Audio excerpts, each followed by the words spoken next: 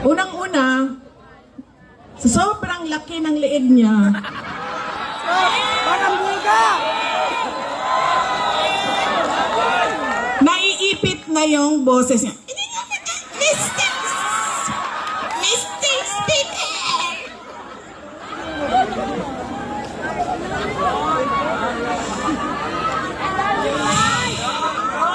Pangalawa, sabi ko dapat magaling, di ba? Yung congressman na pinili ninyo, simbak ko ng mga taga second district sa Kuan. Uy, Guys, wala gabae! Tara, puntahan natin sa tennis court! inakusahan niya ako ng lahat. Inakusahan niya ako ng lahat na, pero wala man lang siyang isang ebidensya na sinabi na ito ang nagpapatotoo na buwisit talaga yung babaeng Inday Sara na yan. Wala. Kaya pag bumili kayo ng muka ng distrito ninyo, saan na yung congressman ninyo?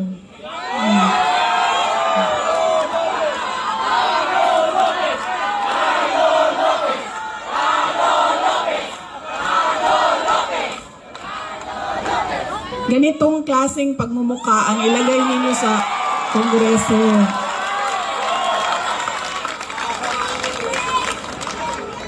At ganitong klaseng kapasidad. Hindi ko alam, ano bang nangyari noong 2022 at yan ang binoto ninyo? Ikwento nyo nga sa akin. Ikwento nyo sa akin.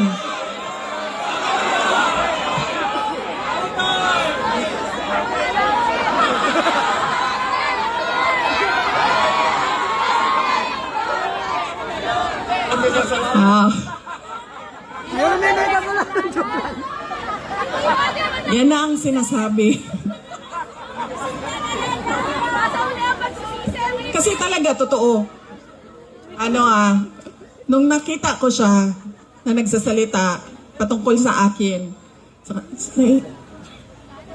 congressman yan? Ng syudad ng Maynila? Di ba ang sobrang laki ng pride natin bilang Pilipino sa syudad ng Maynila? Tapos, yan ang sinasabi ko. In-endorse ng mayor ninyo, in-endorse ng sikat, binoto ninyo, hindi nyo man inisip.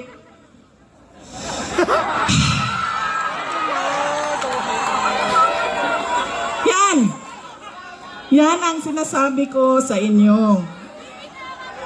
Kasi, ang ugali natin, in-endorse ng sikat, sikat ang apelido, kinabuto ko na ito.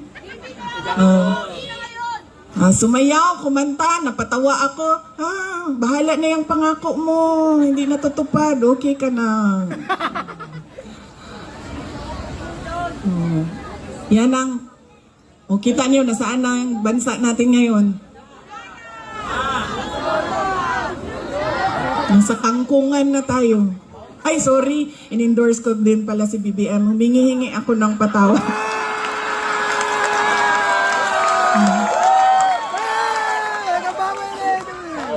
Humihingi ako ng patawad sa inyong lahat. Ma'am, tinatanggap ko po ang sorry mo at pinatakbo mo akong Vice President. Okay lang, ma'am.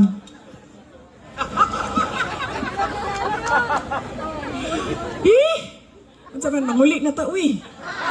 Dali, alam mo, oy! Di pa mo manguli? Gotom na biya!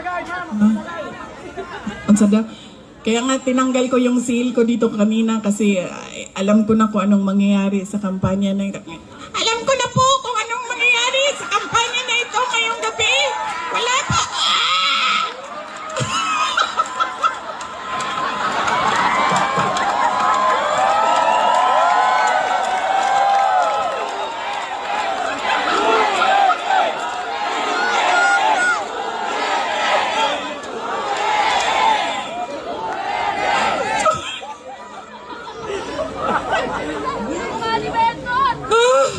Ay.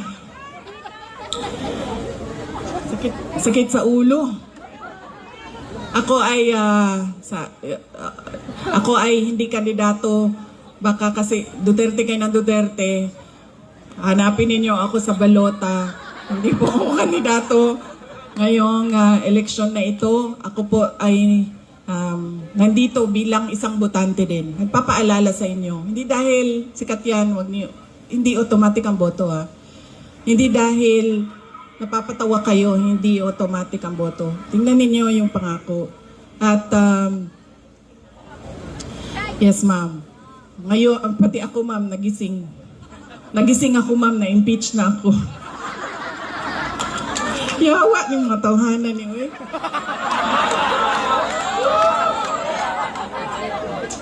Kasira ng ano. Palitan mo na sa BBM! Ma'am. Father Amy, maganda ka pa Ano pa? Ano ba ang pag-usapan natin? Anong tanong ninyo? May tanong kayo? Ano daw? Ano sir, makukulong tayo niyan. Yung paalisin, palayasin, patalsikin, paalisin. Ano pa? Anong tanong ninyo? Tatakbo ka pa sa 2028! Ay!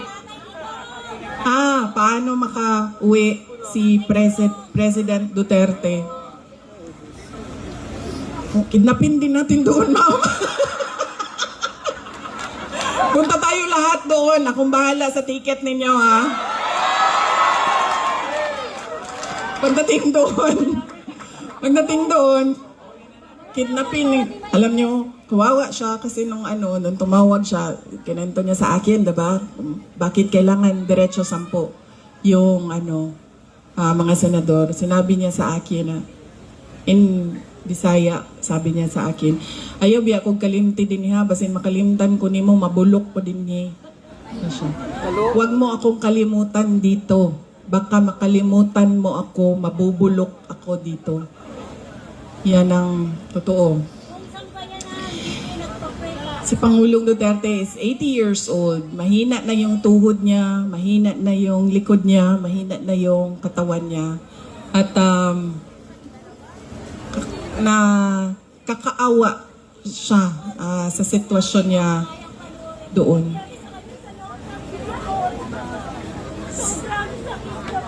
Sabi ko sa kanya, matuto ka na lang magluto ng itlog, mabilis lang yan.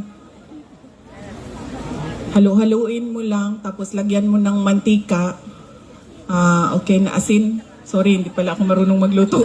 Asin. Sorry, ma'am. Asin, ano pang ilagay, ma'am? Mantika. Oo nga, mantika. O bawang sibuyas, asin. Mantika. Sabi niya sa akin, pinapaluto mo ako ng itlog, hindi nga ako marunong magpakulo ng tubig. Kaya